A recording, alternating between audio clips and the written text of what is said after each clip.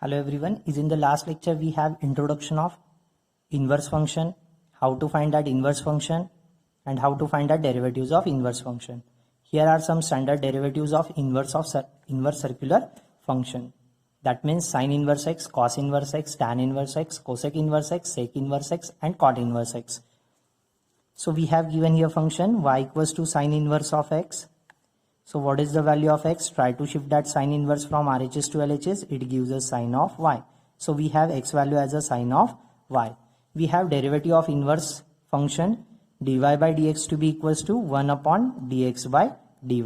That is the derivative of the given function and it is the derivative of inverse function. So we have here x with respect to y is given. So first of all we have to evaluate derivative of inverse function. So try to differentiate with respect to y. Then we get dx by dy to be equals to d dx of sin y is nothing but cos of y. Try to convert that cos y in terms of somewhat value of x. So we know that here 1 minus sin square of theta, that is equals to cos square of theta. So on taking square root on both sides, we get 1 minus sin square of theta to be equals to just a value cos theta. So what is the value of cos? Cos is nothing but with the plus minus sign root of 1 minus sin square of y. Why there is a plus minus sign? Look first here. If we have given x is equals to 4, x square equals to 4, then on taking square root, actually we will get here x value as a plus or minus 2. Because we know that 2 square is 4 and minus of 2 square is again 4. So here on taking square root on both sides, we will get actually plus minus root of 1 minus sin square of theta is nothing but cos of theta. So cos of y to be equals to plus minus root of 1 minus sin square of y. So dx by dy value to be equals to plus or minus root of 1 minus, what is the value of sin y? Sin y is nothing but x. So replace sin y by their value. As here it is square, you will get that x square. So dx by dy value is a plus minus root of 1 minus x square. So as per the given conditions, we have given that limiting values of x as well as y. If x is lies in between minus 1 to plus 1, then y is lies in between minus pi by 2 to plus pi by 2. So here minus pi by 2 to plus pi by 2 is the limiting value of your y. So y is lies in between which quadrant is there? Either first or fourth quadrant. Either first or fourth quadrant. And we know that cos of theta is positive, is in the first and fourth quadrant. Therefore here we will get that cos of y is positive. And it is the value of your cos of y actually. So we get dx by dy to be equals to positive 1 minus x square. Reason behind it, as y is lies in between minus pi by 2 to plus pi by 2, that implies cos of y value is greater equal 0. Therefore we have dy by dx to be equals to 1 upon dx by dy. Just replace dx by dy by their value as a root of 1 minus x square. We get dy by dx value as a 1 upon root of 1 minus x square. So we have d dx of sin inverse of x, that is equals to 1 upon root of 1 minus x square, where there x lies in between minus 1 to plus 1 and y lies in between minus pi by 2 to plus pi by 2. Then we are going to discuss that next theorem. If y equals to cos inverse of x, x is lies in between minus 1 to plus 1, y is lies in between 0 to pi, then dy by dx equals to minus 1 upon root of 1 minus x square. Look at first here, we have given function y to be equals to cos inverse of x. So what is the value of x? Try to shift that cos inverse from RHS to LHS. It gives us cos of y. Therefore x value to be equals to cos of y. Again we have derivative of inverse function dy by dx to be equals to 1 upon dx by dy. So here our function is actually y in terms of x, but we get here x in terms of y. So first of all we will get here derivative of inverse function. Then by using derivative of inverse function, we can easily get that value of dy by dx. So on differentiating x with respect to y, so differentiate given function x with respect to y, we get dx by dy to be equals to minus of sine of y. So how to get that sine y in terms of x? Look at first again, we have the trigonometric identity 1 minus sine cos square of theta to be equals to sine square of theta, because we have to evaluate here sine of theta first. Okay, so on taking square root on both sides, we will get that here just a sine theta, and it is actually plus or minus root of 1 minus cos square of theta. Why there is a plus minus sign? I told you is in the last problem also. Okay, so we get dx by dy value to be equals to minus of in bracket plus minus root of 1 minus cos square of y. What is the value of cos of y here? It is nothing but x. So we get plus minus root of 1 minus x square. So is it a plus or minus? So try to consider that again quadrant system is in. So it is actually the value of your sine of y.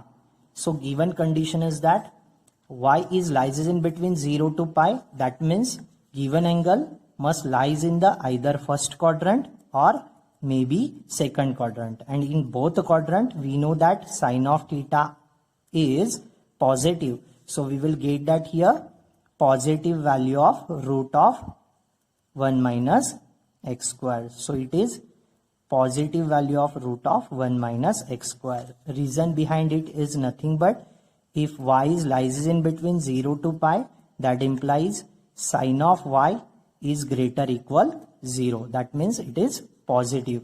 So dx by dy value we get plus minus as a minus of root of 1 minus x square. We have to evaluate actually here dy by dx. So by using derivative of inverse function, we have dy by dx value is nothing but 1 upon dx by dy. Just replace dx by dy by their value. So we get dy by dx value to be equals to 1 upon minus of root of 1 minus x square. You may put that minus sign towards denominator or numerator or in front of the given fraction, but write it once only. So it gives us minus 1 upon root of 1 minus x square. So we get that derivative of cos inverse of x to be equals to minus 1 upon root of 1 minus x square, where x is lies in between minus 1 to plus 1 and where y is lies in between 0 to pi. Then here is your third proof.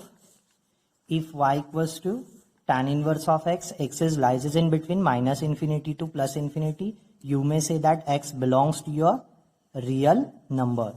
Okay, and y is lies in between minus pi by 2 to plus pi by 2, then dy by dx equals to 1 upon 1 plus x square. So we have y equals to tan inverse of x. So what is the value of x? Shift that tan inverse, you will get that tan of y. So we have x is equals to tan of y. We know that derivative of inverse function dy by dx to be equals to 1 upon dx by dy. So for finding the value of dy by dx, first of all we have to evaluate that value of dx by dy. Then we will get that respective value of dy by dx. So for finding dx by dy, we have to differentiate that x with respect to y here. So on differentiating given function x with respect to y, we get dx by dy to be equals to, what is the derivative of tan y? We know that d dx of tan of x, standard formula, that is nothing but sec square of x. So here x is nothing but y, so you will get that sec square of y. Again we have standard trigonometric identity 1 plus tan square of y to be equals to sec square of y. Why we have to use here identity? Because we have to convert this function of y in terms of function of x. So we have here sec square of y is nothing but 1 plus tan square of y. That's the value of our dx by dy. But we know that tan of y value is nothing but x. So we get that dx by dy that is equals to 1 plus x square.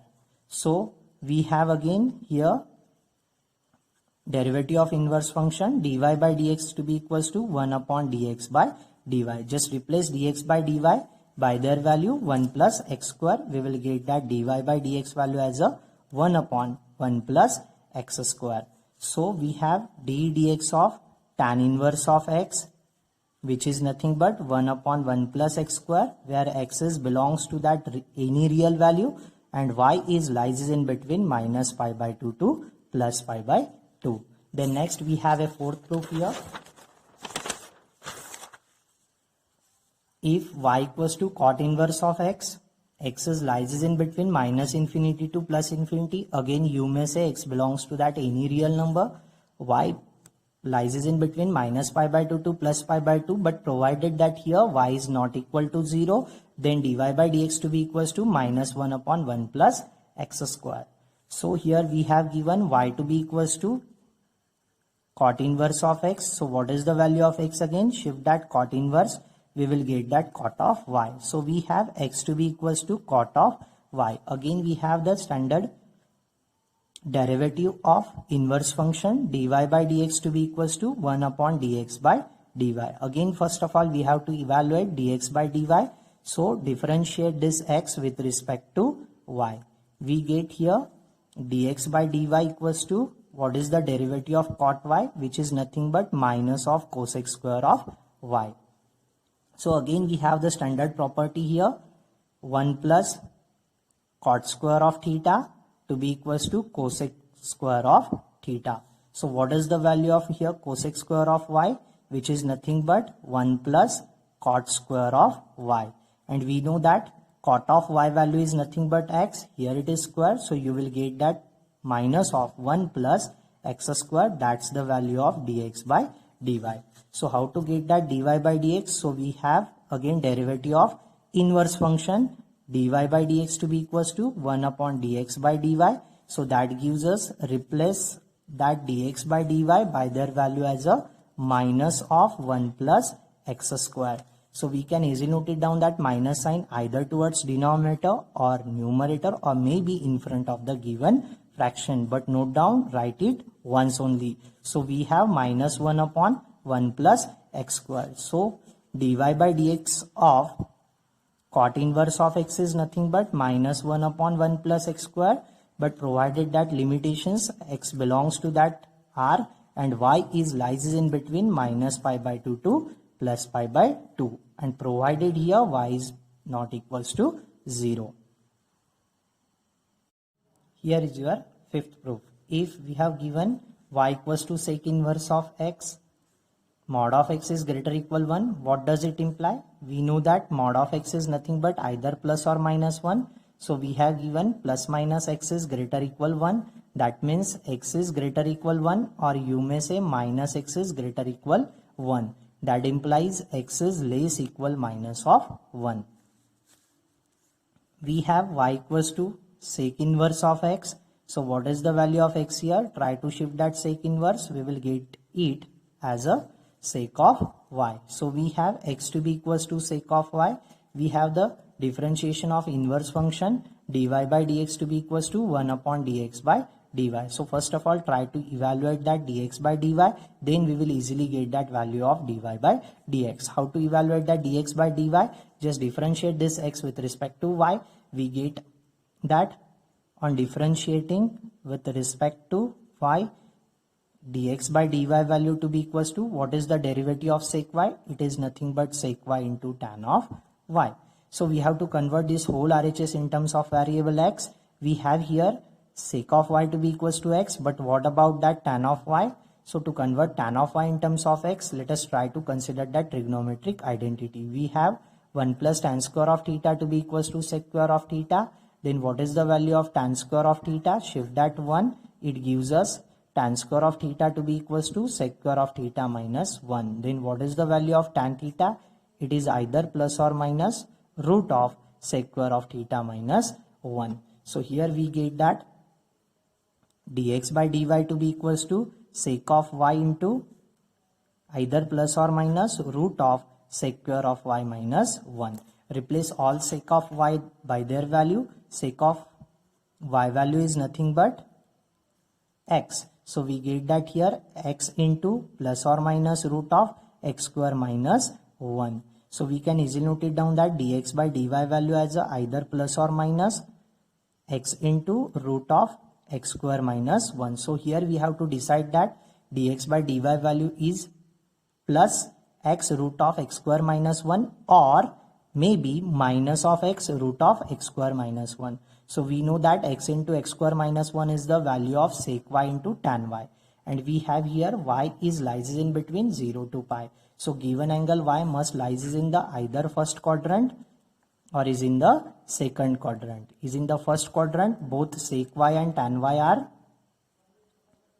good, positive, and is in the second quadrant, both sec y and tan y are negative. So here it fails that condition of y. So try to be considered that condition of x. We have the condition of x is nothing but x is either greater than 1 or x is either less than minus 1. So as we will consider that first condition, if x is greater than 1, then we know that overall value x into root of x square minus 1 is positive. So we get that positive x into root of x square minus 1.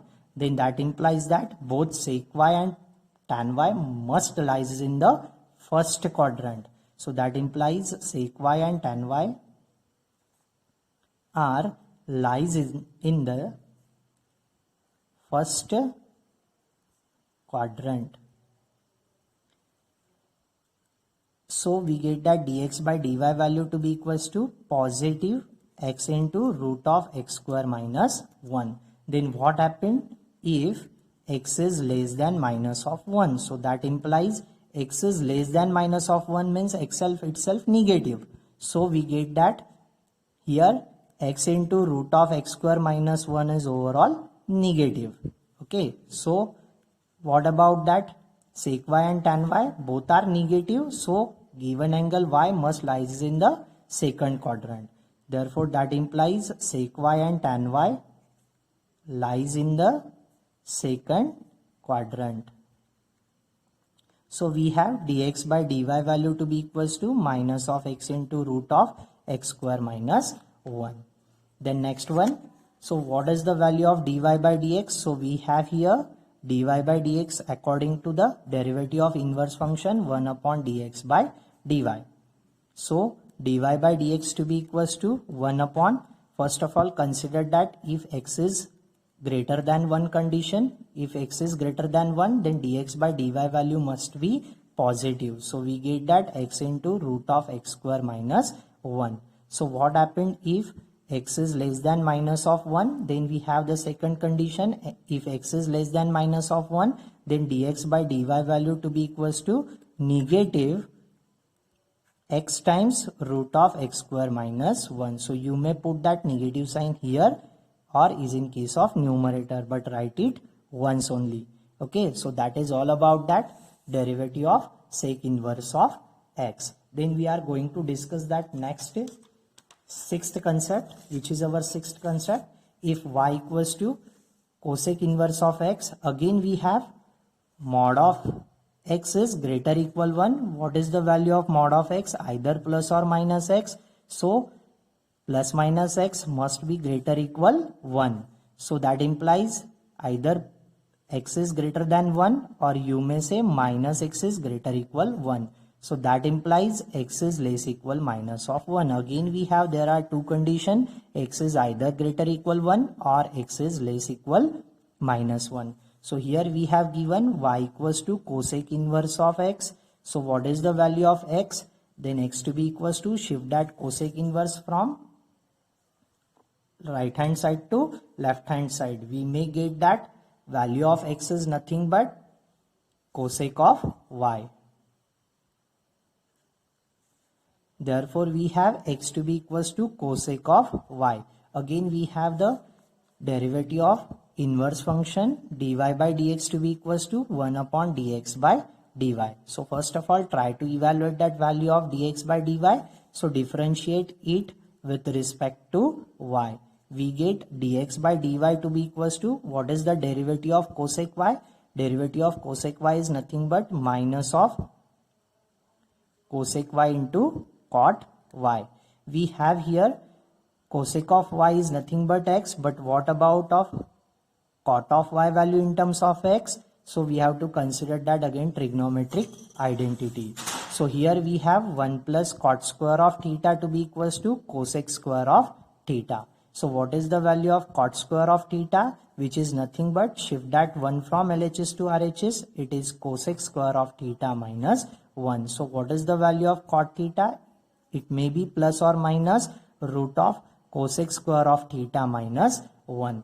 So what we get here, dx by dy value to be equals to minus of cosec of y into either plus or minus root of cosec square of y minus 1. So replace all cosec of y by their value. We get dx by dy to be equals to minus of cosec of y is nothing but x into plus or minus root of x square minus 1. So we can easily note it down that dx by dy to be equals to minus of in bracket plus or minus x times root of x square minus 1. So what about that sign convention? It may be plus or minus. So we have to decide first sign convention. So to decide that sign convention, first of all consider that angle condition. Y is lies in between minus pi by 2 to plus pi by 2. So y must be is in between pi by 2 to minus pi by 2. That means it implies y is lies in either first quadrant or is in the fourth quadrant. So is in the first and fourth quadrant, x into root of x square minus 1 is the value of your cosec y and cot y. So both cosec y and cot y are positive in case of your first quadrant, and both cosec y and cot y are negative is in the fourth quadrant. So this condition fails according to your angle. So let us try to consider that value of x here. So we have two conditions on x. X is either greater than 1 or x is less than minus 1. So first of all consider that if x is greater than 1, then that implies overall value x into root of x square minus 1 must be positive. So that implies both cosec y and cot y are lies in the first quadrant. Are lies in the first quadrant. So we have dx by dy value to be equals to positive. Keep in mind there is a minus sign. So first of all keep that minus sign as it is, and it is positive x times root of x square minus 1. Then we have the second condition on x. So if x is less than minus of 1, that implies, what about the value of this bracket? If x is strictly less than minus 1, that means x itself is the negative. So we will get that x into root of x square minus 1 value is the negative. So that implies both angle cosec y and cot y must lies is in the fourth quadrant. Because is in the fourth quadrant, both cosec y and cot y are negative. So our lies in the fourth quadrant.